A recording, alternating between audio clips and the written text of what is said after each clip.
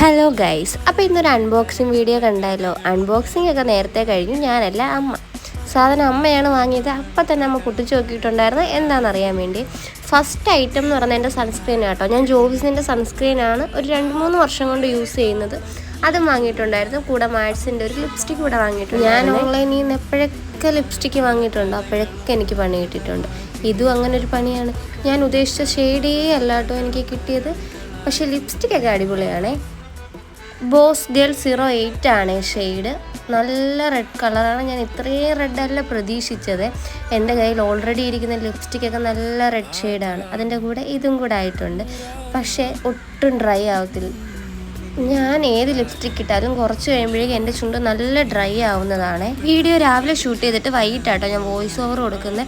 അപ്പോൾ ഒരു ദിവസം ഫുൾ ഞാൻ ഇട്ട് നോക്കിയിട്ടുണ്ടായിരുന്നു ലിപ്സ്റ്റിക്ക്. അപ്പോൾ എൻ്റെ കൂട്ട് ഏത് ലിപ്സ്റ്റിക്ക് ഇട്ടാലും ചുണ്ട് ഡ്രൈ ആവുന്നവർക്ക് ഇത് ട്രൈ ചെയ്ത് നോക്കാം.